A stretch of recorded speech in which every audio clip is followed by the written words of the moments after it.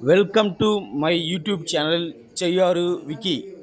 நம்ம இன்றைக்கி எங்கே வந்திருக்கோன்னு பார்த்தீங்கன்னா, செய்யாறு அடுத்த அசமனாப்பேட்டை கிராமத்தில் எழுந்தருளி இருக்கும் ஸ்ரீ அங்காள பரமேஸ்வரி ஆலய மாசி மாத தேரோட்டத்துக்கு தாங்க இன்றைக்கி வந்துருக்கிறோம்.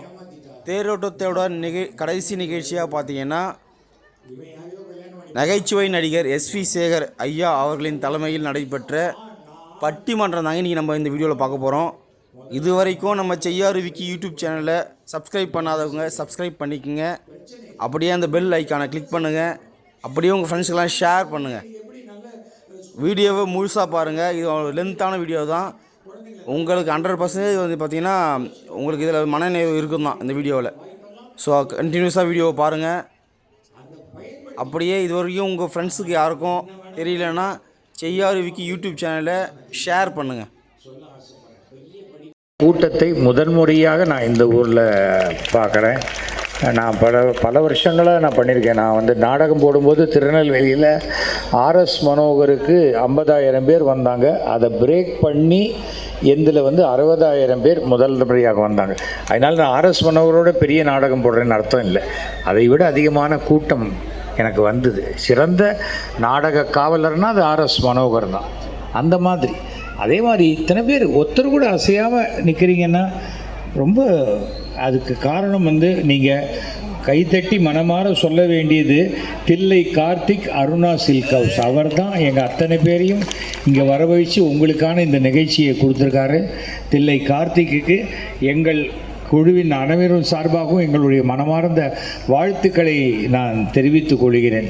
ஃபஸ்ட்டு டைம் பார்க்குறேன் எத்தனை வெரைட்டிஸ் ஆஃப் சாரீஸு. இப்போ சின்ன குழந்தைங்களுக்கு வந்து பாவாடை தாவணி ஒரே மாதிரி ஸ்டிச் பண்ணி அப்படியே போட்டுக்கிறது பிரமாதமாக பண்ணி வச்சுருக்காரு. அறிய வைத்து ஆதி பகவன் என உரை வைத்து காய் தந்து கனி தந்து தேன் தந்து தேனியின் சுவை தந்து நான் தந்து பேச வைத்த முத்தான தமிழுக்கு எனது முதற்கொடி வணக்கங்கள் பல. நல்ல ஜோரா ஒரு முறை கை தட்டுங்க. நடுவர் அவர்களே எவ்வளவு வந்து எல்லாரையும் உடனே தூங்கிடக்கூடாதுன்னா நல்லா கை தட்டுவாங்க. நடுவர் நல்லா ரசிக்கக்கூடிய அருமையான ரசிக பெருமக்கள், அசனமாப்பேட்டை ரசிக பெருமக்கள். திருநெல்வேலினா அல்வா, திருப்பாச்சின்னா அருவா, திண்டுக்கல்னா பூட்டு, சிவகாசினா வேட்டு, பாண்டிச்சேரினா மில்லி, மதுரைனா மல்லி. அசனமாப்பேட்டை ரசிக பெருமக்கள் தான் எப்பவுமே கில்லி. நடுவர் அவர்களே பாத்தீங்களா என்ன பிரச்சனை? இவங்க 2 பேருக்கும் 3 பேருக்கும் என்ன பிரச்சனை? நான் தான் பிரச்சனையா? நல்லா கேட்டுக்கோங்க. உறவுகள் இனிமையினர் 3 பேர் வந்து பேச வந்திருக்காங்க. அவங்கள பாருங்க, அவங்க பாருங்க. அதை விட இப்ப கடைசியா ஒரு அம்மா பேசிட்டு போனாங்கல்ல, 2வது ஒரு அம்மா பேசிட்டு போனாங்கல்ல, அடேங்க அப்பா, அவங்க வீட்டுக்காரர் சொன்னாராம் கட்டுனா ஒன்ன தான் கட்டுவேன் அப்படின்னு சொன்னாராம். இப்ப போய் அதை கேட்டு பாருங்க, வெட்டுனா அவளை தான் வெட்டுவேன்னு சொல்றாரு. இப்போ நடுவர் அவர்களே உங்ககிட்ட வந்து சொன்னார், என்கிட்ட வந்து சொன்னார். அவங்கள விட எனக்கு தான் என் தம்பியை பற்றி நல்லா தெரியுங்க. என்ன பேச்சுங்க. போன வருஷம் ஆடி மாதம் ஒரு நிகழ்ச்சிக்காக ஈரோடுக்கு பக்கத்தில் சித்தோடு தான் அவங்க ஊர். அந்த ஊருக்கு போயிருந்தோம். மறுநாளே சேலத்தில் ஒரு நிகழ்ச்சி. போயிட்டு வர முடியாதுமா வளர்மதி அப்படின்னு சொன்ன அக்கா எங்கள் வீட்லேயே தங்கிக்கோக்கா அப்படின்னு சொல்லிச்சு. அன்னைக்கு தங்கினா மறுநாள் வெள்ளிக்கிழமைங்க. அங்கேயும் அங்காளம்மா கோயிலில் இந்த அம்மா போயிட்டு கோயிலில் உட்காந்து மண் சோறு சாப்பிட்டுச்சுங்க. நல்லா கையை தட்டுங்க. நானும் ஆச்சரியப்பட்டு கேட்டேன், எப்பா இப்பேற்பட்ட கலியுலகத்துல இப்பேற்பட்ட பொண்டாட்டியான ஜெயச்சந்திரன் தம்பியை பார்த்து கேட்டேன். அந்த தம்பி என்ன பார்த்து சொன்னாரு, அதெல்லாம் ஒண்ணும் இல்லக்கா, இது ஒரு நாள் தான் மண் சோறு சாப்பிடுது, நான் வருஷம் ஃபுல்லா மண் சோறு சாப்பிட்டுட்டு இருக்கேன்னு சொல்றேன். என்னமா பிரச்சனை உனக்கு? எவ்வளோ இம்சையா இருக்கு. வந்து சொன்னாங்க 7 ஜென்மத்துக்கும் இவன் தான் எனக்கு புருஷனா வரணும் அப்படின்னு எந்த பெண்ணு நினைக்கிறேன்? நான் கேட்கிறேன், இங்க எவ்வளோ ஆண்கள் இருக்கீங்க, இங்க எவ்வளோ பெண்கள் உட்கார்ந்துருக்கீங்க, இங்க உட்கார்ந்துருக்கிற நின்றுட்டு இருக்கிற ஆண்களை பார்த்து நான் கேட்கிறேன், உங்க மனசாட்சியை தொட்டு சொல்லுங்க, இதே பொண்டாட்டி தான் எனக்கு 7 ஜென்மத்துக்கும் பொண்டாட்டியா வரணும்னு சொல்றவங்க எல்லாம் கையை தூக்குங்க. பாவி மக்கா. ஏன்னா இது இல்லைன்னா வரது வந்து இன்னும் மோசமாக போயிடுவோங்கிற ஒரு பயம் இருக்குங்க நமக்கு. நடுவர் கணக்குல வராது, செல்லாது நடுவர் கணக்கு. ஒருத்தராச்சும் கையை தூக்குனாங்களா பாத்தீங்களா? ஏன்னா அவ்வளவு இம்சை. பயம். ஆமா. ஆனா எங்க தாய் குலங்கள் அக்காங்களை பார்த்து கேட்கிற, இதே புருஷன் தான் எனக்கு 7 ஜென்மத்துக்கும் புருஷனா வரணும் சொல்ற அக்காங்கள கையை தூக்குங்க. 1 2 3 4 மொத்தம் 17 பேருக்கு தூக்கியிருக்காங்க ஐயா. ஆக்சுவலாக ஒரு சம்பவம், சின்ன சம்பவம். ரொம்ப கொடுமைக்கார புருஷன் இறந்து போயிட்டான். இறந்து போயிட்டோன்னே பொண்டாட்டிக்கு சந்தோஷம், இத்தனை வருஷம் கொடுமை தீர்ந்துது அப்படின்னு. அப்புறம் என்னாச்சு, அந்த புருஷன் பாடி எடுத்துகிட்டு வெளில போகும்போது அந்த நிலப்படியில் போய் தலை இடிச்சோன்னு டபக்குன்னு ஏந்துட்டான். அது நிஜமாக சாவலை, ஏதோ மயக்க, ஐயோ ஐயோ அப்படின்ட்டு என்னங்க பொழிச்சிட்டிங்களா சந்தோஷம்னா. மறுபடியும் 3 மாதம் கழிச்சு நிஜமாகவே செத்துட்டான். மறுபடியும் எல்லோரும் வந்து அந்த பாடி எடுக்கும்போது இந்த அம்மா மாத்திரம் கத்தினாங்க, பார்த்து தலை எங்கேயாவது இடிக்க போகுது அப்படின்னாங்க. அது அப்ப எவ்வளவு பிரச்சனை இருக்கு பாருங்க. நான் இங்க 17 அக்காங்க கையை தூக்குனாங்கல்ல, இதே புருஷன் தான் எனக்கு 7 ஜென்மத்துக்கும் புருஷனா வரணும்னு சொன்னீங்கல்லக்கா. ஏன் தெரியுமா நடுவர் அவர்கள் அந்த 17 பேர் கையை தூக்கியிருக்காங்க? இது மாதிரி ஒரு இழிச்சவாயன் வேற எந்த ஜென்மத்துல நமக்கு கிடைக்க போறான்றதுக்காக தான் கையை தூக்கியிருக்காங்க. யோசிச்சு பாருங்க. ஒன்றும் பெரிய விஷயம் இல்லை நடுவர் அவர்களே.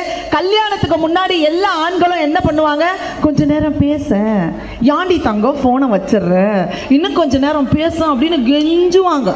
கல்யாணம் ஆகி ஒரு 1.5 வருஷம் ஆகட்டுமே, பேசியே என் உசுறு எடுக்கிறிய, வாயை மூடி போலடி சொல்றாங்களா இல்லைங்களாங்க? எங்க வீட்டு பக்கத்துல காமாட்சி அக்கான்னு ஒரு அக்கா இருக்காங்க. அந்த அக்கா கரெக்டா அவங்க வீட்டுக்காரர் 9:30 மணிக்கு ஆபீஸுக்கு கிளம்புவாரு. நானும் காலையில 9:30 மணிக்கு காலேஜுக்கு கிளம்புவேன். ஒரு நாள் எனக்கு ஆட்டோ வர்றதுக்கு லேட் ஆயிடுச்சு, நின்றுட்டு இருந்தேன்.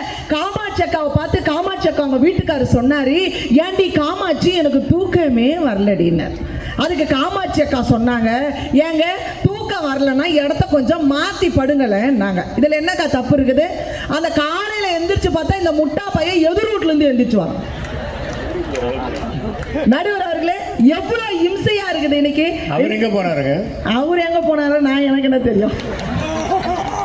இல்லை தெரிஞ்சுக்கணும். ஏன்னா ஒரே தெருவுக்குள்ள இத்தனை அட்ஜஸ்ட்மெண்ட் இருக்குன்னா பெரிய விஷயம் தான் அது. யோசிச்சு பாருங்க. வந்து சொன்னாங்க அவங்க வீட்டுக்காரு வளர்மதி மேடம் கல்யாணம் பண்றதுக்கு ஐயப்ப சாமிக்கு மாலை போட்டாடுறான் 48 நாள். நான் கேட்கிறேன், ஐயப்ப சாமிக்கு மாலை எதுக்கு போடுறாங்க தெரியுமா? பக்தியா இல்ல மணிகண்ட மேல இருக்கிற பாசமா? கிடையவே கிடையாது நடுவர் அவர்களே. வீட்டுல மரியாதையே கிடையாது. மாலை போட்டாதான் வாங்க சுவாமி, வந்து உட்காருங்க சுவாமி, காபி சாப்பிடுறீங்களா சுவாமி அப்படின்னு ஏக போக மரியாதை நடக்குதா இல்லையா? அப்படி பார்த்தா வருஷம் முழுக்க மாலையோட தான் இருப்பாங்க. எங்க வீட்டு பக்கத்துல ஒருத்தன் அப்படித்தான் வருஷம் ஃபுல்லா மாலை போட்டுக்கிட்டு இருப்பான். அப்ப அவன் எவ்வளவு அடி வாங்கியிருப்பான் பாருங்க. ஆனா யோசிச்சு பாருங்க நடுவர் அவர்களே, இங்க பெண்கள்லாம் உட்கார்ந்து இருக்காங்களே, யாரெல்லாம் உங்க மணி பர்ஸ்ல உங்க வீட்டுக்காரோட போட்டோ வச்சிருக்கீங்க? அந்த அக்கா சொல்லுது, அவனை வீட்டுல வச்சிருக்குதே பெருசு, அவனை போட்டோல வேற வைக்கணுமான்னு கேட்கு. என்ன உங்க கண்ணதாசன் உங்களுக்கு மட்டும் தான் பாட்டு கொடுத்தாரு, எங்களுக்கு பாட்டு கொடுத்திருக்காருமா. மரணம் என்னும் தூது வந்தது, அது மனைவி என்னும் வடிவில் வந்தது, சொர்க்கமாக நான் நினைத்தது இன்று நரகமாகி மாறிவிட்டது. எழுதுங்கள் என் கல்லறையில் அந்த சதாசிவம் ஐயா ஒரு இரக்கம் இல்லாதவர் என்று. ஏன்பா சவுண்டு குறைச்ச? அப்புறம் உனக்கு ஒரு பாட்டு பாடிடுவேன், சவுண்டை வை. பாருங்க இவங்க எல்லாம் சிரிச்சுக்கிட்டே உட்காந்துருக்காங்க. கல்யாணம் ஆயிடுச்சாடா தம்பி உனக்கு? ஆச்சா? ஆவலை. உனக்குடா தம்பி? ஆவலை. நல்லா பாருங்க, 5 உட்காந்து அழகாக அம்சமாக உட்காந்து சிரிச்சுட்டு இருக்காங்க. என்ன காரணம்? இன்னும் கல்யாணம் ஆகலை. ஆயிருந்தா தான் தெரிஞ்சிருக்கும். ஏங்க கல்யாணம் தாலி கட்டும் போதே ஐயரு சொல்ல மாட்டாரு, நல்ல நேரம் முடிஞ்சு போச்சு சீக்கிரம் தாலி கட்டுங்க அப்படிதானே சொல்றாரு? ஆனா நடுவர் அவர்களே யோசிச்சு பாருங்க, அண்டார்டிகால மனுஷன் வாழ முடியாதுங்க, பொண்டாட்டி கிட்ட புருஷன் வாழ முடியாது. அந்த அம்மா சொல்றாங்க, மாமனாருக்கு என்ன பிடிக்கும், மாமியாருக்கு என்ன பிடிக்கும், நாத்தனாருக்கு எது பிடிக்கும்னு சமைச்சு வச்சுட்டு வருவாங்களாம். இங்க இருக்கிற அசனமாப்பேட்டை மக்களுக்கெல்லாம் 3 வயசுலயே காது குத்திட்டாங்கம்மா. யாருக்கிட்டமா வந்து காது குத்துற? இன்னைக்கு எல்லாம் குக் பண்ணி சாப்பிட சொன்னா எல்லாம் ஸ்விக்கிஸ்ல புக் பண்ணி சாப்பிடுதுங்க. சமைச்சு தட்டில் போட சொன்னா நெட்ல போட்டு விடுது. 1000 பேர் லைக் கொடுத்துட்டான், வீட்டுக்காரன் மட்டும் லைக் கொடுக்கலங்க. வந்துச்சு இந்த அம்மாக்கும், யோ உன்னைய கட்டிக்கிட்டு இத்தனை வருஷம் குடும்பம் நடத்துற, ஒரு லைக் போட்டியாயா நீ அப்படின்னு கேட்டுச்சு. உடனே நம்மாலு கூலா சொன்னா, நீ சமைச்சு நெட்ல போட்ட பத்தியா, அதெல்லாம் அவன் பார்த்த வண்டி, நான் ஒருத்தன் தாண்டி அதை சாப்பிட்டவன். எவ்வளவு பிரச்சனை இருக்கு நடுவர் அவர்களே. அம்மா எங்க அணியில கூட வந்து சொன்னாரு, சுட சுட சமைச்சு எங்க அம்மா போடுவான்னு சொன்னேன். தக்காளி சோத்தை கூட எங்க அம்மா பிரியாணி மாதிரி செஞ்சு போடுவான். உண்மையா இல்லையாண்ணா? ஆனா பிரியாணியை கூட தக்காளி சோறு மாதிரி பொண்டாட்டி செஞ்சு போடுவான். கம கமன வாசனை வந்தா அது அம்மா சமையல், வாசனை வருதா அப்படின்னு பார்த்தா அதான் பொண்டாட்டி சமையல். ரசத்துல புளிய கரைச்சா அது அம்மா சமையல், வயிற்றுலயே புளிய கரைச்சிச்சுன்னா அதான் பொண்டாட்டி சமையல். நடுவுறவர்கள் எவ்வளவு பிரச்சனைங்க. மாமியாரை அப்படி பாத்துக்கிறாங்க. ஈரோட்ல கூகுள்ல போய் போட்டா மாமியாரை நல்லா பாத்துக்கிற பொண்ணு யாருன்னா வளர்மதி அப்படின்னு வருமா. அதுக்கப்புறம் தான் சொன்னாங்க கூகுளை நம்பாதீங்க நம்பாதீங்க நடுவர்களே. ஒரு நாள் அவங்க மாமியார் உடம்பு சரியில்லாம போச்சுங்க. இந்த அம்மா ஆட்டோல எடுத்துக்கிட்டு ஆஸ்பத்திரிக்கு ஓடினாங்க. டாக்டர் சொன்னாரு, ஏம்மா இன்னும் 10 நிமிஷம் லேட்டா வந்திருந்தீங்கன்னா உன் மாமியாரை காப்பாத்தியா இருக்க முடியாதுமா அப்படின்னாரு. உடனே இந்த அம்மா சொல்லுச்சு, நான் அப்பவே சொன்னேன் இந்த ஆட்டோக்காரனை மெதுவா போடா மெதுவா போடான்னு. எங்க ஊர்ல எல்லாம் திரௌபதி கோயில்ல மகாபாரத சொற்பொழிவு நடத்துவாங்க. மே மாசம் வந்து கொடியேற்றி நடத்துறாங்க. நம்ம ஊர்ல இருக்காங்க அந்த பழக்கம். எங்க ஊர்ல எல்லாம் நடத்துவாங்க. ஒரு நாள் நானும் மகாபாரதம் கேட்கறதுக்கு போயிருந்தேன். 18 நாளும் ஒரு அம்மா என்ன பண்ணுச்சு, ஒரு ஒயர் பேக்ல பிளாஸ்க்ல பால், டீ, பிஸ்கெட், என்ன பிஸ்கெட், மேரி பிஸ்கெட் எல்லாம் போட்டு எடுத்துன்னு வந்துச்சுங்க. 18 நாளுக்கும் அந்த அம்மா பாரதம் கேட்க கேட்க டீ ஊத்தி கொடுத்து, பிஸ்கெட் ஊத்தி கொடுத்து, நல்ல பழம் எல்லாம் கொடுத்துச்சுங்க. நான் பார்த்து கேட்டேன், ஊர் ஊரா போய் நம்ம மருமகளை திட்டுறோமேங்க, இது எப்பேற்பட்ட அனுபவமா இருக்குது. நான் போய் கேட்டேன், ஏம்மா அது உங்க அம்மாவாமான்னு கேட்டேன். இல்ல மேடம், என் மாமியார் இருந்துச்சுங்க. தூக்கி போட்டுச்சு எனக்கு. 18 நாளும் சிரமப்படாம வந்து அந்த அம்மாக்கு மகாபாரதத்தை காட்டி காப்பி ஊத்தி கொடுக்குறியம்மா, உன்ன மாதிரி மருமகளை நான் பார்த்ததே இல்லம்மான்னு. உடனே அந்த பிள்ளை என்ன பார்த்து சொல்லுச்சு, அதெல்லாம் ஒன்றும் இல்லை மேடம், இது பாரதத்தை கேட்டா உசுரியே விட்டுருவன்னு சொல்லிச்சு. இன்னையோட 17 நாள் ஆகுது, இன்னும் உசுறு விடவே இல்லை அப்படின்னா சொல்றாங்களா இல்லைங்களா நடுவர்களே? இன்னைக்கு வீட்டில் ஆண்களுக்கு மரியாதை இருக்காங்க, மரியாதை இருக்கா? 1910 நம்ம பெண்கள்லாம் ஆண்களை எப்படி கூப்பிட்டாங்க? சுவாமி கூப்பிட்டாங்களா? 1920 பிராணநாதா, 1930 நாதா, 1940 மணாலா, 1950 மணவாளா, 1960 மாமா, 1970 மச்சான், 1980 ஏனுங்க, 1990 என்னங்க, 2015 2026 டேய் மாறி போச்சு நடுவர்களே. எங்க இம்சை இருக்கு, எங்க இனிமை இருக்கு? நான் கேட்கிறேன். இதெல்லாம் இவங்க கேட்டா என் புருஷன் என்ன டாடான்னு கூப்பிடுறான், நான் டீன்னு கூப்பிடுறேன், இதெல்லாம் சந்தோஷமாக? யோசிச்சு பாருங்க. எல்லா பெண்களும் என்ன சொல்லுவாங்க தெரியுமா? எல்லா ஆம்பளையும் சொல்லியிருப்பாங்க, உன்னைய கட்டிக்கிட்டு என்ன சுகத்தை கண்ட, என்னைய தாசில்தார் கேட்டாங்கோ, என்ன கலெக்டர் கேட்டாங்கோ, என்ன வாத்தியார் கேட்டாங்கோ. நடுவர் அவர்களே, என்ன மனமுள்ள பொண்ணு இன்னும் மதுரையில கேட்டாங்க, அந்த மன்னார்குடியில் கேட்டாங்க, சிசனத்தியோட வந்து சீமையில கேட்டாங்க, அந்த சின்ன மண்ணூரில் கேட்டாங்க. எல்லா ஊர்லயும் உன்னை கேட்டாங்களே, உள்ளூர்ல ஒரு பையன் கேட்டானா? இதுக்கு பதில் சொல்லுங்க நடுவர் அவர்களே. நீங்க எங்க ஆண்கள்லாம் கல்யாணத்துக்கு முன்னாடி எப்படி இருந்தாங்க? சூரக்கொட்டை சிங்கம் மாதிரி சுத்திக்கிட்டு வந்தாங்க. என்னைக்கு கல்யாணம் ஆச்சோ அன்னைக்கு பாளையங்கொட்டை பொடிகுட்டி மாதிரி மாறிட்டாங்க. உண்மையா இல்லையாங்க? கல்யாணத்துக்கு முன்னாடி எங்க இளைஞர்கள்லாம் என்ன பாட்டு போனாங்க? லாலா கட சாந்தி ஒன்னாலா நேனா பூந்தி பாண்டிங்களா இல்லையா?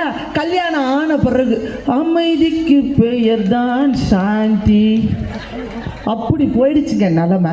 இந்த அம்மா வந்து சொல்றாங்க, கல்யாணம் ஆனாதான் ஆண்கள்லாம் அப்படியே பொலிச்சுன்னு இருக்காங்களாம். நடுவரவே உங்களை நான் பைபாஸ் வழியா கூட்டின்னு வந்துட்டாங்க, பைபாஸ் வழியா கூட்டின்னு வந்துட்டாங்க. நான் போறப்போ உங்களை காஞ்சிபுரம் பஸ் ஸ்டாண்டு, அப்புறம் அந்த கார்னர்ல இருக்க தேரடி, அங்கெல்லாம் கூட்டிட்டு போறேன். ஏங்க நான் காலையில வீட்டுக்கு போனோங்க, நீங்க இங்கெல்லாம் கூட்டிட்டு போனா நான் எப்போ வீட்டுக்கு போறேன்? ஏன் தெரியுமா நடுவர்களே? இன்னைக்கு குடும்ப உறவுன்றது இம்சையா இருக்கிறதுக்கு நான் சொல்றேங்க, அந்தந்த பஸ் ஸ்டாண்ட்ல போய் பாருங்க, போய் பார்த்தீங்கன்னா தெரியும். நான் சொல்றவங்கலாம் இனிமையா இருக்கிறாங்களா இம்சையா இருக்கிறாங்களா? காஞ்சிபுரம் பஸ் ஸ்டாண்ட்ல போய் பாருங்களேன், சுத்தின்னு இருப்பான். அவன்லாம் யாருன்னு கேட்டா மனைவியால் பாதிக்கப்பட்டவர்கள் நடுவர்களே. யோசித்து பாருங்க, அவ்வளோ பிரச்சனை கொடுக்குறாங்களே, இன்னைக்கு வாழ்க்கையில எங்கெங்க சந்தோஷம் இருக்குது? நிறைவா நான் இதை சொல்லி முடிக்கிற நடுவர் அவர்களே, அந்த காலத்துல எல்லாம் பெண்கள் தலை குனிஞ்சு தாலியை வாங்கிக்கிட்டாங்க. இன்னைக்கு போய் பாருங்க, எல்லாம் தாலி காலையில தாலி கட்டுறாங்கன்னா நைட்டே குத்தாட்டம் போட்டுக்கணும் வருது. மலையூர் நாட்டாம மனசை காட்டு பூட்டாம ஒன்னே போல யாரும் இல்ல மாமா சொல்றாங்களா இல்லைங்களாங்க? எங்க ஊர்ல எல்லாம் ஒரு வழக்கு இருக்குங்க. கல்யாணம் ஆகி அந்த புகுந்த வீட்டுக்கு போனோம்னா நிலப்படியில நெல் வச்சிருப்பாங்க, பாத்திருக்கீங்களா? அதை எட்டி உதைச்சிட்டு தான் அந்த வீட்டுக்குள்ளவே போனோம். அதுதான் ஐதீகம். அதுக்கு என்ன ஐதீகம்னா, அந்த நிலப்படி அரிசி அந்த நெல் எப்படியெல்லாம் வீட்டுல செதறதோ அது போல இந்த பொண்ணு நம்ம வீட்டுக்கு வந்தா சந்தோஷம் வரணும் அப்படிங்கிறதுக்காக தான் அந்த ஐதீகமே வச்சாங்க. ஆனா இன்னைக்கு நிலப்படி அரிசியை எட்டி உதைக்குது, எதிர்த்து வீட்டுல போய் விழுது ஆழக்கு. அதுக்கு என்ன அர்த்தம் தெரியுமா? 30 வருஷமா உன் பிள்ளைய நீ கைக்குள்ள வச்சிருந்தியே, 3 நாள்ல உன் பிள்ளைய நான் வாங்கிட்டு இருந்து பிரிச்சு காட்ட போற பாருன்றது சொல்றதுதான் நடுவர் அவர்களே. யோசித்து பாருங்க. புத்தகம் அமைதியாத்தான் இருக்குங்க, அதை படிச்சவன் தான் ஆடுறான். உண்மையா இல்லையா? பணம் அமைதியா தாங்க இருக்குது, அதை வச்சுக்கிட்டு இருக்கவன் தான் ஆடுறான். பணம் அமைதியா தான் இருக்குது, அதை தூக்கிட்டு போறவன் தான் ஆடுறான். பாட்டில் அமைதியா தான் இருக்குது, அதை குடிக்கிறவன் தான் ஆடுறான். நடுவர் யோசித்து பாருங்க. குடும்பம் அமைதியா தான் இருக்கு, அந்த உறவுகள்லாம் நமக்கு இம்சையை தருது என்று சொல்லி ஒரு நாம் சின்ன வயசுல அப்பாக்கு தெரியாம அம்மா நமக்கு காசு கொடுத்தாங்க, அப்படிதானங்க? அப்பாக்கு தெரியாம அம்மா நமக்கு காசு கொடுத்தாங்க. இன்னைக்கு பொண்டாட்டிக்கு தெரியாம அம்மாக்கு காசு கொடுக்கிறோன்னு சொன்னா இந்த உறவு உண்மையிலேயே அது இம்சை இம்சை என்று சொல்லி அற்புதமான வாய்ப்பை வழங்கிய வாலாஜாபேட்டைன்னா வேலூர், அதே போல சென்னைன்னா சைதாப்பேட்டை, எஃபெக்டிவான ஆடியன்ஸ்னா அதுதான் அசனமாப்பேட்டை ரசிகர்கள் என்று கூறி வாய்ப்பளித்த நல்ல உள்ளங்களுக்கு நன்றி கூறி விடைபெறுகின்றேன். நன்றி, வணக்கம். சூப்பர் சூப்பர், பிரமாதமாக பேசுனீங்க. அதுவும் இத்தனை அது ஒரு இம்சைக்கு இவ்வளோ ஆச்சரியமாக இருக்குது. அடுத்தது இப்போ நம்ம தமிழே உயிரே, தமிழே உயிரே வணக்கம். தாய் பிள்ளை உறவம்மா உனக்கும் எனக்கும். அமிழ்தே அமிழ்தே நீ இல்லை என்றால் என் வாழ்வில் அத்தனையும் கசக்கும் புளிக்கும். தமிழே உயிரே வணக்கம். தமிழுக்கு கை தட்டலாம். தமிழுக்கு தட்டாத வேறு எதுக்கு தட்ட போறீங்க? உள்ளபடியே நடுவர் அவர்களே, மிக அற்புதமான நீங்கள் சொன்னதை போல பட்டிமன்ற வரலாற்றில் இவ்வளவு மக்கள் கூடியிருக்கிற ஊர் தமிழ்நாட்டில் அசனமாப்பேட்டை மட்டும்தான். உள்ளபடியே இங்கு அமர்ந்திருக்கின்ற அத்துணை நல்ல உள்ளங்களுக்கும் உறவுகளுக்கும் நண்பர்களுக்கும் மேடையில் இருக்கின்ற அறிஞர் பெருமக்களுக்கும் இன்றைக்கு பல்சுவை நாயகனாக பல்வேறு நிலைகளிலே தன்னை உலகம் முழுக்க இருக்கிற மக்களுடைய மனங்களிலே நீங்காத இடம் பிடித்திருக்கின்ற போற்றுதலுக்குரிய நடுவராக அமர்ந்திருக்கின்ற திருவாளர் எஸ்.சி. சேகர் ஐயா அவர்களே, பொதுவாக அந்த இனிஷியல்ங்கிறது எல்லாருக்கும் அது சேர்ந்து சொல்ல மாட்டாங்க. இப்போ எம்ஜிஆர்னா எம்ஜிஆர் இனிஷியலோட சொல்லுவாங்க. எஸ்எஸ்ஆர் ஒரு சிலருக்கு தான் அமையும். நாங்கள் ஹோட்டலில் போயிட்டு காஃபி சாப்பிடலான்னு போனோம். அப்போ பார்த்தீங்கன்னா அப்படியே எஸ்.சி. சேகர் ஒரு 7-8 பேர். ஒரு ஐயா காதல் விழுந்தது. சார் போட்டோ எடுத்துட்டுமா? என்ன சொன்னாலும் ஃபுல்லு பில் வாங்கிட்டாங்க. ஆமாம், அது புகழ் வேற, இது வேற, அவ்வளோதான். மிக அற்புதமான நடுவராக அமர்ந்திருக்கின்ற நடுவர் அவர்களுக்கும் நாமெல்லாம் இங்கே வருவதற்கு பாலமாக இருக்கின்ற அருமை நண்பர், உள்ளபடியே எங்கள் ஊர் மக்கள் வாழ்நாள் முழுக்க இனிமையாக இருக்க வேண்டும், எங்கள் உறவுகள் இனிமையாக இருக்க வேண்டும், இம்சை என்பதை அவர்கள் வாழ்க்கையில் இருக்கக்கூடாது என்பதற்காகவே இந்த நிகழ்ச்சியை ஏற்பாடு செய்திருக்கின்ற அருமை நண்பர் தில்லை கார்த்திக் உள்ளிட்ட அத்துணை நல்ல உள்ளங்களுக்கும் என் முதற்கண் வணக்கத்தை தெரிவித்துக் கொள்கின்றேன். நடுவர் அவர்களை வாழ்க்கையை வாழ தெரியல அந்த 3 பேருக்கும். இந்த வாழ தெரியாதவங்க தான் இம்சை இம்சை இம்சைன்னுவாங்க. அதை அனுபவிச்சு பார்க்கணும். அது வாழ்க்கையில எவ்வளவு ஒரு சுவாரஸ்யமானது. சார், உறவுகள் வேணாங்கிறதுக்காயா பிள்ளைய பெற்ற ஜாதகத்தை கையில் வச்சுட்டு ஊர் ஊரா லோ லோ லோ லோ லோன்னு அழைச்சிக்கிட்டு இருக்கான். என் பையனுக்கு ஒரு பொண்ணு பார்க்கணும், என் பையனுக்கு ஒரு பொண்ணு பார்க்கணும், என் பொண்ணுக்கு ஒரு நல்ல வாழ்க்கை அமையணும்னு சொல்லிட்டு அது இம்சையா இருந்தா ஜாதகத்தை எடுத்து சுத்துவானா ஊர் ஊரா. கல்யாணம் ஆன பிறகு ஒரு 6 மாசம் வரைக்கும் காத்திருப்பாங்க. இந்த வீட்டில் ஒரு புது உறவு வரணும். ஐயோ இன்னும் குழந்தை பேர் இல்லையே என் மருமகளுக்கு. கோவில் கோவிலா போய் சுத்தக்கூடிய தாய்மார்கள் எவ்வளவு இருக்கிறாங்க, பாட்டன்மார்கள் எவ்வளவு பேர் இருக்காங்க. சும்மா வந்து பேசலாம் மேடைக்காக இம்சைன்னு. சார் கல்யாணம்ன்றது சாதாரண விஷயம் இல்லை நடுவர் அவர்களே. ஒரு தங்கச்சிக்கு ஒருத்தன் பொண்ணு பார்க்கறான், மாப்பிள்ளை பார்க்கறான், ஊரா தேடி பார்க்கறான். ஒரு உப்பமான ஒரு புது உறவை என் தங்கச்சிக்கு இணைச்சு வைக்கணும். தேடி பாட்டு கண்டுபிடிச்சு மணமேடையில் உட்கார வச்சுட்டான். அப்படியே அண்ணன் ஓரமா நின்றுட்டு அதை பார்க்கிற அந்த காட்சி பாருங்க எவ்வளவு இனிமை. அது இம்சையா இருந்தா தங்கச்சி கல்யாணமே பண்ண மாட்டான். என் தங்கச்சியுடைய வாழ்க்கை இனிமையா இருக்கணும். அப்படி மணமேடையில் உட்கார்ந்து ஒரு ஆனந்த கண்ணீரோட பாடம் பாருங்க. மாதரார் தங்கள் மகன் என்று பார்த்திருக்க, மாப்பிள்ளை முன் வந்து மணவரையில் காத்திருக்க, காதலால் மெல்ல கால் பார்த்து நடந்து வர, கண்ணியவள் கையில் கட்டி வைத்த மாலை தர, காலை திருக்கரத்தில் கனகமணி சரம் எடுக்க, ஆனந்தம் பாடு என ஆன்றோர் குரல் விறக்க, கொட்டியது மேளம் குவிந்தது கோடி மலர், கட்டினான் மாங்கல்யம் மனை வாழ்க துணை வாழ்க குலம் வாழ்க. கைத்தலம் தந்தேன் என் கண்மணி வாழ்க, கடமை முடிந்தது கல்யாணமாக, அடைக்கலம் நீ என்று வந்தனல் வாழ்க, அடைக்கலம் நீ என்று வந்தனல் வாழ்க, ஆண்டவன் போல் உன்னை கோவில் கொண்டாட பூமுடித்தாள் இந்த பூங்குழலி, புது சீர் பெறுவாள் வண்ண தேனருவி, பார்வையிலே மன்னன் பேரெழுதி, அதை பார்த்திருப்பேன் கண்ணில் நீர் எழுதி, கண்ணில் நீர் எழுதி. எவ்வளவு சந்தோஷம், எவ்வளவு மகிழ்ச்சி. சார் கல்யாணம் ஆயிடுச்சு சார். கல்யாணம் ஆன உடனே எல்லார் வீட்லயும் கேட்கறது என்ன, ஒண்ணு புழு பூச்சி இல்லையா? மருமகளை பார்த்து கேட்பாங்க, இல்லடா மாப்பிள்ள, இல்லடா கல்யாணம் ஆகி 1 வருஷம் ஆச்சு ஒண்ணு இல்லையா? கேட்க கேட்க எல்லாரும் இம்சை பண்ணுவாங்க. அந்த 3 பேர் மாதிரி மனைவி வாழ்ந்து எடுத்துட்டா எவ்வளவு மகிழ்ச்சிங்க, எவ்வளவு சந்தோஷம். அடுத்து ஒரு புதியதாக என் வீட்டுக்கு ஒரு உறவு வருது, அதை நினைக்கின்ற உடனே மகிழ்ச்சி. என் பாட்டில் ஒரு ராகம் உண்டானது, என் வீட்டின் எண்ணிக்கை 3ஆனது, தன் கைகள் தட்டட்டும் என் செல்வமே, தாயாக ஆகட்டும் என் தெய்வமே, ஆடாத பொன்னூஞ்சல் ஆட, பாடாத தென்மாங்கு பாட, மலர் கொடுத்தேன் கையிரண்டில் வளையலிட்டேன், மங்கை எந்தன் ராஜாத்திக்கு நானே, இது ஒரு சீராட்டம்மா என்னையும் தாளாட்டம்மா. இது இனிமை இல்லையா? இது இம்சையாமா? கொண்டாட்டி அடிக்கிறோம். ஒரு ஐயா பாருங்க, அப்படியே கைய காலை நீட்டி ஒரு எக்ஸசைஸ் பண்றார் மேடையில். மிஸ்டர் விஜயகுமார் சொன்ன மாதிரி மாத்திரை சாப்பிட்டுருக்கணும்.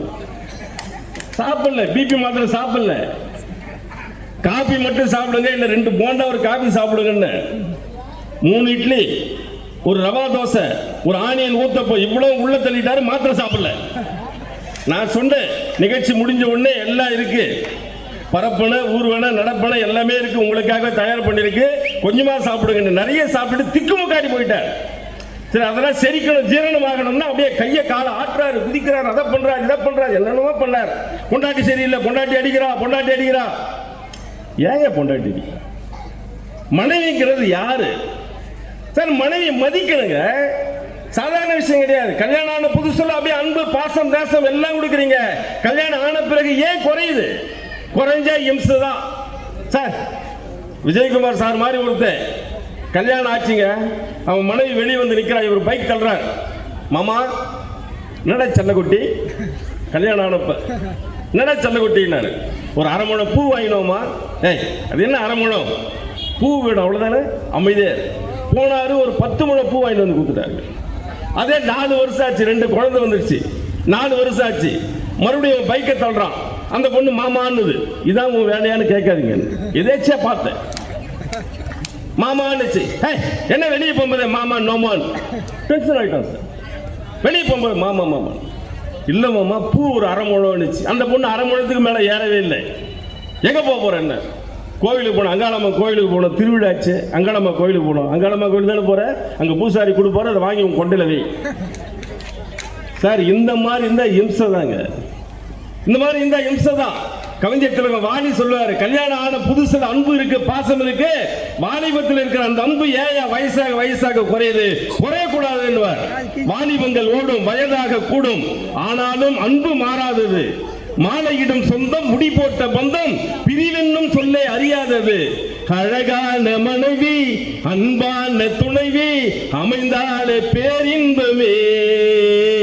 மடி மீது துயில, சரசங்கள் பயில, மோகங்கள் ஆரம்பமே.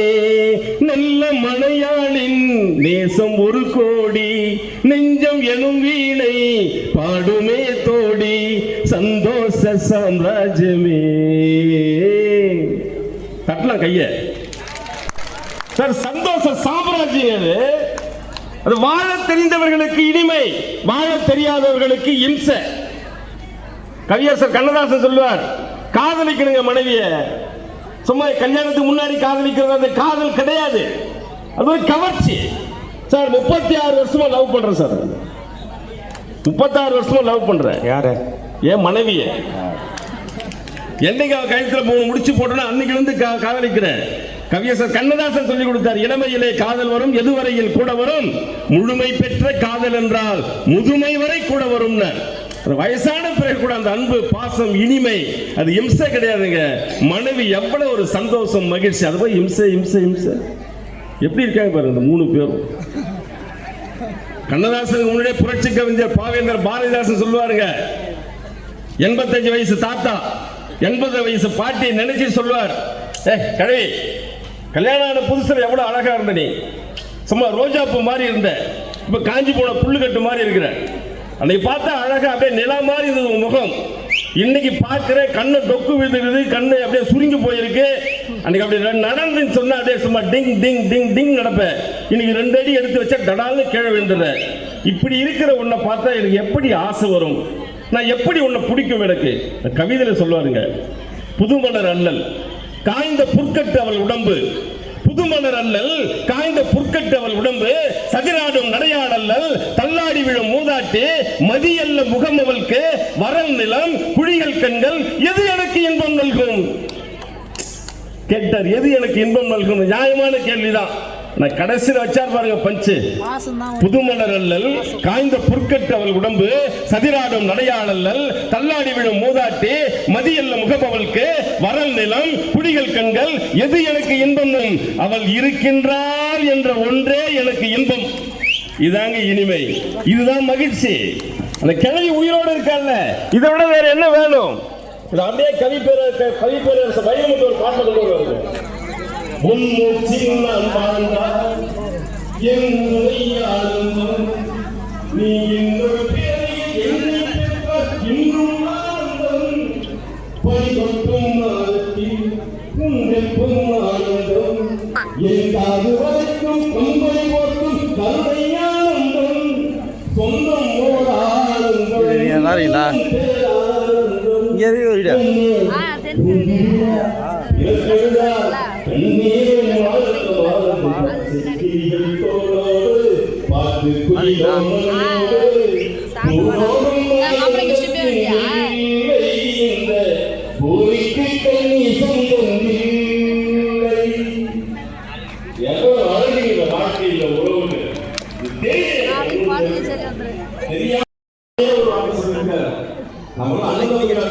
சந்தோஷமா இருக்கிறோம், மகிழ்ச்சியா இருக்கிறோம். நம்ம 4 பேர் அண்ணன், அன்பு சகோதரர்கள். ஒரு படம் வெங்காராவ் அண்ணன், முத்துராமன், சுந்தரராஜன், ஜெய்சங்கர், 3 தம்பிங்க. அப்படியே வயக்காட்டுல போயிட்டு தம்பிங்க 3 பேரும் அப்படியே அரவணைச்சிட்டு, தம்பிங்களா காலத்தையும் நம்ம பிரியக்கூடாதுப்பா. நம்ம அண்ணன் தம்பி சந்தோஷமா இருந்தோம்னா அரண்மனையில் இருக்கிற அரசனுக்கு கூட கிடைக்காத மகிழ்ச்சியும் மன நிறைவும் நம்ம வீட்டை கொட்டி கிடைக்கா தம்பிங்களான்னு சொல்லிட்டு அப்படி தோல்களை கை போட்டுட்டு வெங்காயம் போவாருங்க. ராஜாக்கள் மாளிகையில் காணாத இன்பமடா, நாளுக்கால் மண்டபம் போல் நாங்கள் கொண்ட சொந்தமடா. ராஜாக்கள் மாளிகையில் காணாத இன்பமடா, நாளுக்கால் மண்டபம் போல் நாங்கள் கொண்ட சொந்தமடா.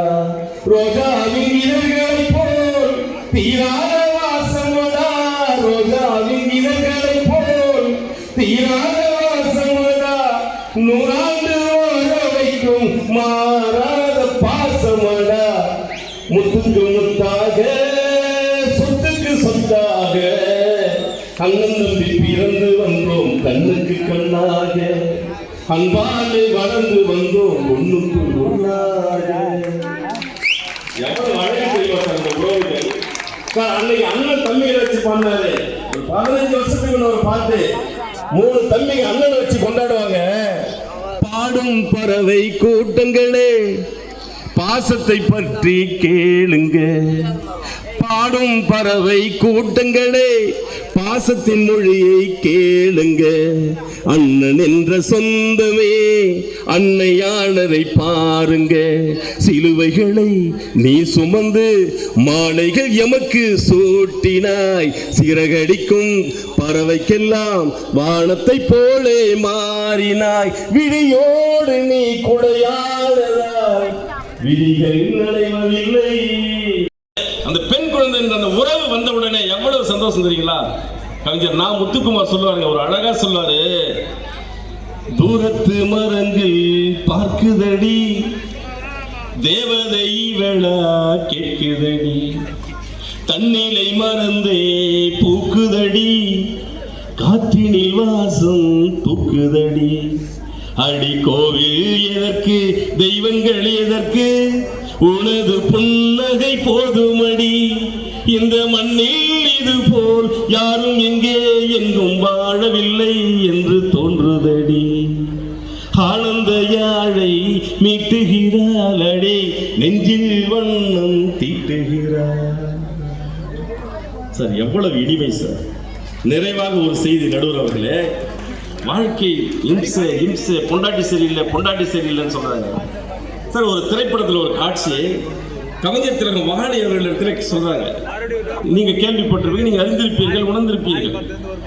ஒரு கணவன் மனைவி, மனைவிக்கு உடல் நலம் சரியில்லை, கொஞ்சம் நல்லா கவனிங்க, 2 நிமிஷம் முடிச்சிடலாம். மனைவிக்கு உடல் நலம் சரியில்லை, உடம்புல இருக்கிற உறுப்புகள்லாம் செயலிழந்து போச்சு. மருத்துவர்கள் வீட்டுக்கு அனுப்பிச்சிட்டாங்க. வீட்டுக்கு வந்தாரு, கட்டில் மேல மனைவி தூங்கிக்கிட்டு இருக்கா. மனைவி பார்க்கிறாரு, மருத்துவர்கள் கைவிட்டுட்டாங்க, நான் உன்னை கைவிட மாட்டேன். இது இம்சைன்னு தெரிஞ்சதுன்னா மனைவி நோய்வாய்ப்பட்டிருக்கிறா, எப்ப போவான்னு யாருமே நினைக்க மாட்டான் சார். கணவன் நோய்வாய்ப்பட்டிருக்க 4 வருஷமா எங்க வீட்டுக்கார உடம்பு சரியில்லை இருக்கான்னு சொல்லக்கூடிய தாய்மார்களை நான் பார்த்திருக்கிறேன். 8 வருஷமாச்சு என் மனைவி படுத்த படுக்க சொல்லக்கூடிய கணவன்மார்களை நான் பார்த்திருக்கிறது. இம்சைன்னு நினைக்கல. கடவுள் உன்னை காப்பாற்றார், அவர் கைவிட்டாலும் நான் உன்னை கைவிட மாட்டேன், தைரியமாக சொல்லக்கூடிய கணவன் மனைவி வாழ்கிற பூமி இந்த பூமி. இங்க வந்து இம்சை இம்சனை ஏமாத்துறீங்க சார். மனைவி கட்டல படுத்துட்டு இருக்காங்க, கணவன், இதான் காட்சி. இது ஒரு பாட்டு கவிஞர் வாணி எழுதுறார். எனக்கு கல்யாணத்துக்கு முன்னாடி இந்த ஒரு மனைவின்ற உறவு நீ வந்த முன்னாடி எனக்கு கிழக்கு மேற்கு தெரியாது, வடக்கு தெற்கு தெரியாது, நல்லது கெட்டது தெரியாது, எல்லாத்தையும் எனக்கு புரிய வச்சவன் நீ சாதாரண பெண் இல்ல, என் சாமி, என் வீட்டு கோவில், உன்னை நான் விட மாட்டேன். எல்லா தெய்வங்களும் வந்து உன்னை அழைச்சிட்டு போனது வந்து நின்னாங்கன்னா அவர்கிட்ட மன்றாடுவேன் நான், என்ன ஒன்னா கூட்டு போங்க, அவளை இங்கேயே விட்டுடுங்க. இதாங்க காதல், மனைவி மேல காதல்.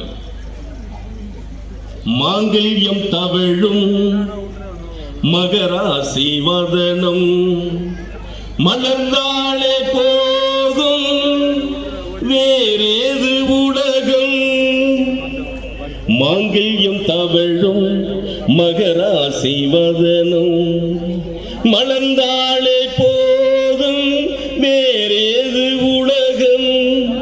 நீதானே எங்கள் திருக்கோவில் விளக்கு, நீ இல்லை என்றால் தெரியாது கிழக்கு. ஆனந்தம் விளையாடும் வீடு, ஆனந்தம் விளையாடும் வீடு, 4 அன்றிகள் ஒன்றான கூடு, ஆனந்தம் விளையாடும் வீடு.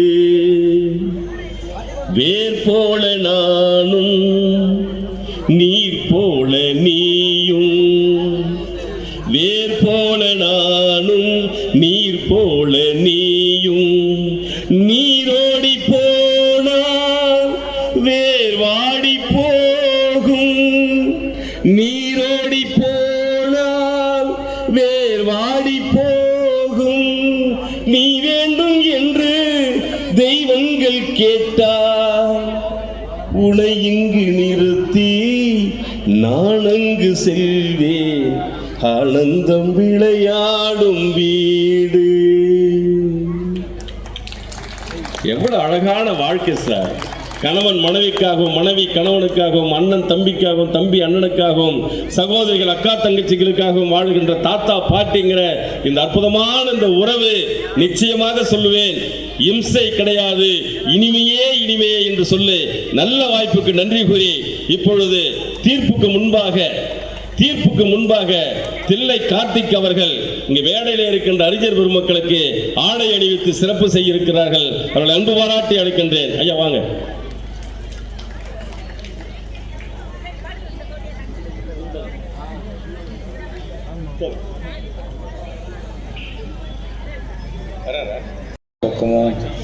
அது எனக்கு என்னென்னா டக்குன்னு தீர்ப்பு சொல்லணும்.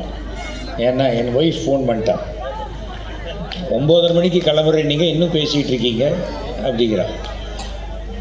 ஏனென்றால் ஒரு விஷயம், உட்கார்ந்துருக்கிறவங்க ஓகே, இத்தனை பேர் நிற்கிறீங்க, உங்களுக்கு என்னுடைய சிறந்தாழ்ந்த வணக்கங்களை நான் ஆரம்பத்துலேருந்தே சொல்லிக்கிறேன். ஏன்னா சாதாரணமான விஷயம் இல்லை, ஒரு 2 மணி நேரம் நிற்கிறதுங்கிறது, அந்த 2 மணி நேரம் ஒரு பேச்சை கேட்குறதுங்கிறது.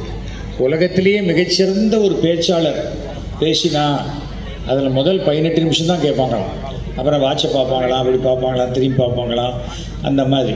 இவங்க இப்போ எழுந்துக்க ஆரம்பிச்சிட்டாங்க. எப்போ ஒரு சிறந்த ஒரு பேச்சாளர்கிட்ட போய் கேட்டாங்களாம், உங்களை நான் மீட்டிங் பேச கூப்பிடணும் அப்படின்னா, என்னை ஃபிக்ஸ் பண்ணுங்கள் சார், நான் தொடர்ந்து 4 மணி நேரம் பேசுவேன் அப்படின்னாங்க.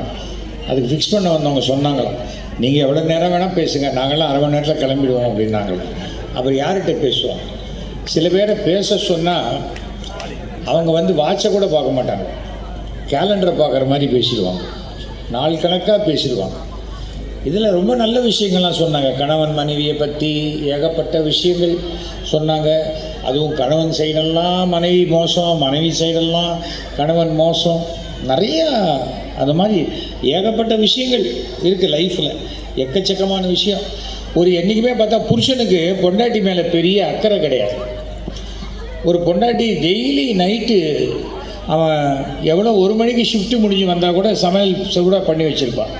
அன்றைக்கின்னு பார்த்து அவனுக்கு உடம்பு சரியில்லை, அந்த மனைவிக்கு கணவனுக்கு ஃபோன் பண்ணி சொல்கிறான், என்னங்க எனக்கு உடம்பு சரியில்லை, என்னால் சமைக்க முடியல அப்படின்னா, அவ்வளோதானே, பிரச்சனை விடு, நான் பார்த்துக்கிறேன். இவன் என்ன நினச்சா அவனுக்கும் சேர்த்து வாங்கிட்டு போகிறான். அவன் நான் வெளில சாப்பிட்டு வரேன்ட்டான். அவன் மட்டும் சாப்பிட்டு வந்துட்டு படுத்துட்டான். இவளுக்கா ரொம்ப பசி, ஒன்றுமே வாங்கிட்டு வரல. பார்த்தா என்ன பண்ணுறதுன்னு தெரியல, அங்கே கொஞ்சம் பசிக்குதுங்க. நான் என்ன ராத்திரி பசிக்குதுங்க, 1 மணிக்கு என்ன பசி உனக்கு அப்படின்றான். இல்லை அந்த தலைமாட்டில் கொஞ்சம் முறுக்கு இருக்குது, கொஞ்சம் எடுத்து கொடுங்க, உனக்கு உன்னோட பெரிய ரோதனை. இவன் நல்லா சாப்பிட்டு வந்துட்டான், அவன் சாப்பிடல, ஜுரம். சரின்ட்டு எடுத்து டக்குன்னு முறுக்கை கொடுத்தா ஐயோ முறுக்கு சுடுதுன்னா, முறுக்கு சுடுதா அப்படின்னு லைட்டை போட்டு பார்த்தா கொசுவத்தி சூரில் தூக்கி வாயில் வச்சுட்டாங்க. அதாவது ஒரு பொண்டாட்டிக்கு என்ன வேணும்னு கூட கேட்க முடியாத அளவுக்கு அவன் அப்படி இருக்கான். நிறைய பேர் அப்படி தான். இந்த அவங்க சொல்கிறாங்க உங்களை மாதிரி தான் அப்படின்றாங்க. அதான் விடுங்க, எல்லார் வீட்லேயும் அப்படி தான் இருப்பாங்க. அதெல்லாம் கவலைப்படக்கூடாது. ஏன்னு சொன்னால் இந்த சண்டை இருந்துக்கிட்டே இருக்கும். நிஜமாகவே ஒருத்தனுக்கு ஒருத்தன் பிடிக்கலன்னா பாருங்கள், கல்யாணம் ஆகி 1 வாரம் ஆச்சு அப்படிம்பாங்க, டைவர்ஸுக்கு அப்ளை பண்ணிடுவாங்க, கோர்ட்டில் போய் நிற்பாங்க. இப்போல்லாம் பார்த்தா கோர்ட்டில் ஜட்ஜுக்கே மயக்கம் வந்துடுது, அத்தனை கேஸ் வருது. இவங்கன்னு மாற்றி பேசிக்கிட்டே இருக்கும்போது என்ன பண்ணுறதுன்னு தெரியாத அளவுக்கு அவங்களுக்கு கேஸ் வருதுன்னா ஒரு சகிப்புத்தன்மையே இல்லை. வாழ்க்கையில் சகிப்புத்தன்மை தான் முதல்ல முக்கியம். புருஷன் பொண்டாட்டினா சண்டை வரத்தான் செய்யும். வர சண்டையை எல்லாத்தையும் நான் உடனே நான் டைவர்ஸ் பண்ணுறேன். என் பொண்ணுக்கு கல்யாணம் பண்ணும்போது சொன்னேன், உனக்கு நான் எப்படி அப்பாவும் அது மாதிரி தான் உன் மாமனாரும் உனக்கு அப்பான்னு நினைக்கணும் நீ அப்படின்னு. அதே போல் மாமியாரையும் நீ ஒரு அம்மாவாக நினைக்கணும் அப்படின்னு சொன்னேன். அதே தான் எனக்கு இப்போ என்ன, என் பையனுக்கு மருமகள், என் மனைவி வந்திருக்கா, எனக்கு மருமகள். ஆனால் நான் இப்போ என்ன நினைக்கிறேன், எனக்கு 2 பையன் 2 மகள், அப்படி தான் நினைக்கிறேன். அப்படி இருந்தால் தான் உறவுகள் பலப்படுமே தவிர உறவுகளில் நம்ம குறை சொல்லிக்கிட்டே இருக்க முடியாது. ஏன்னா நம்ம நண்பர்களை நம்ம தேர்ந்தெடுக்கலாம், மனைவியை தேர்ந்தெடுக்கலாம். ஆனால் பெற்ற தாய் தந்தை குழந்தைகள் சகோதரன் சகோதரியை நாம் தேர்ந்தெடுக்கிறது கிடையாது. அது கடவுள் நமக்கு கொடுக்குற விஷயம். அதை நம்ம சரியாக பார்த்துக்க தெரியணும். அதுதான் எனக்கு ஒருத்தன் சொன்னானா, என்னங்க உங்களை நினச்சா எனக்கு ரொம்ப பாவமாக இருக்குது, நான் என்ன பண்ணுறேன்னே தெரியல, ஒருவேளை நீங்கள் போயிட்டீங்கன்னா நான் என் தங்கையோடையாவது இருந்துருவேன், ஒருவேளை நான் போயிட்டா நீங்கள் என்ன பண்ணுவீங்கன்னா நானும் உன் தங்கையோடு இருந்துருவேன் அப்படின்னா நான் இது என்ன பண்ண முடியும் சொல்லுங்கள்? நியாயமான ஒரு விஷயமா? கல்யாணத்துக்கு போனானா, என்னடா ஊருக்கு போனியே, தலை தீபாவளிக்கு என்ன போட்டாங்க? எனக்கு வாட்ச் போட்டாங்க, மோதிரம் போட்டாங்க, எல்லாம் போட்டாங்க அப்படின்னா. அது சரி, இத்தனை போட்டாங்களே, நீ என்ன போட்ட? என்ன மச்சினிச்சிக்கு ரூட்டு போட்டேன் அப்படின்னாலும். அப்புறம் அந்த குடும்பம் எப்படி உருப்படும்? நீங்கள் நல்லா யோசிச்சு பாருங்கள். மனைவிக்கு ஒரு தங்கை இருக்கான்னா அது நமக்கு ஒரு தங்கை இருக்கா அப்படிங்கிற மாதிரி உறவுகளை நினச்சாதான் அந்த வாழ்க்கை சிறப்பாக இருக்கும். எனக்கு எனக்கு அடுத்தது ஒரு தங்கை, அதுக்கப்புறம் 2 சகோதரர்கள், மொத்தம் நாங்கள் 4 பேர். நான் இப்போவும் கிளம்பி வரத்துக்கு முன்னாடி எங்கள் அம்மாவுக்கு நமஸ்காரம் பண்ணிட்டு தான் நான் வீட்டை விட்டு கிளம்பி இங்கே வந்திருக்கேன். பெற்ற தாய் தந்தைக்கு அப்புறம்தான் அத்தனை உறவுகளும். எனக்கு திருமணமான போது என் ஃபஸ்ட் நைட்டில் என் மனைவி கிட்ட ஒரே ஒரு விஷயந்தான் சொன்னேன், தனி குடுத்தனம்ங்கிற வார்த்தையை தவிர நீ எது சொன்னாலும் நான் வாழ்க்கையில் கேட்குறேன். இன்னி வரைக்கும் எங்கள் அப்பா அம்மா இருக்கிற வரைக்கும், எங்கள் அப்பா அம்மா இருக்கும்பொழுது என்னுடைய 53 வயசு வரைக்கும் எங்கள் அப்பா அம்மாவோடு தான் வீட்டு மாடியிலேயே சின்ன ஃப்ளாட் கட்டி மாடியிலேயே தான் இருந்தேன். ஏன்னா சாவி வந்தால் கீழே தான் சாவி வைப்பேன், கீழே வந்துட்டு தான் போவேன். அப்படி தான் ஒரே வீட்டில் தான் இருந்தோம். அதற்கு பிறகு எங்கள் அப்பா அம்மா ஆசீர்வாதத்தில் அடுத்த வீடே எனக்கு கிடைச்சிது. ஸோ அந்த காம்பவுண்ட் வாலை இடிச்சுட்டு ஒரே வீடாக ஆக்கிட்டு இங்கே புதுசாக வீடு கட்டும்போது எங்கள் அப்பா அம்மாவுக்கு கிச்சனுக்கு அடுத்த ஒரு ரூமை கட்டிட்டு தான் பாக்கி ரூம் நான் பிளான் பண்ணி இன்றைக்கி எல்லோரும் ஒன்றாகத்தான் வாழ்ந்து கொண்டிருக்கிறோம். காரணம் என்னென்னா, இம்சேன்னு நினச்சிட்டா, நான் ஒருத்தனை இம்சேன்னு நினச்சா அவனும் நம்மளை அப்படி தான் நினைப்பான். உறவுகள்லாம் எப்படின்னா நிலைக்கண்ணாடி மாதிரி, நாம் என்ன பார்க்குறோமோ அதுதான் நமக்கு தெரியுமே தவிர நாம் பார்க்காத விஷயம் இல்லை தெரிய வாய்ப்பே கிடையாது. நாம் அதை பார்த்து சீ அப்படின்னா அதுவும் நம்மளை பார்த்து சீன்னு தான் சொல்லும். அதை நம்ம நல்லா தெரிஞ்சுக்கணும். பணம் வரும், பணமே முக்கியம் இல்லை. பணத்தை மட்டும் வச்சுட்டு நான் இன்னைக்கு மிகப்பெரிய நடிகர் எஸ்வி சேகர் வீட்டு அட்ரஸா எஸ்வி சேகர் 29 எஸ்வி வெங்கட்ராமன் தெரு, சென்னை 28. யோசிச்சு பாருங்க எவ்வளவு பேருக்கு இந்த ஒரு வாய்ப்பு கிடைக்கும். இங்க நிறைய பெரியவங்க இருக்காங்க. ஆனா நீங்க குழந்தைகளுக்கு பெரிய படிப்பு சொல்லி தரீங்களோ இல்லையோ, நல்ல ஒழுக்கத்தை சொல்லி கொடுங்கள். அதுதான் ரொம்ப முக்கியம். நான் எங்க அப்பா அம்மாவுக்கு நமஸ்காரம் பண்றதை பார்த்தாதான் என் பையன் எனக்கும் என் மனைவிக்கும் அந்த நமஸ்காரத்தை பண்ணுவோம். அதை பார்க்கும் போதுதான் என் பேரை என் பையனுக்கு அவங்க மனைவிக்கும் நமஸ்காரம் பண்ணுவோம். அதுதான் நம்ம எந்த மதத்தை சார்ந்தவர்களாக வேண்டும்.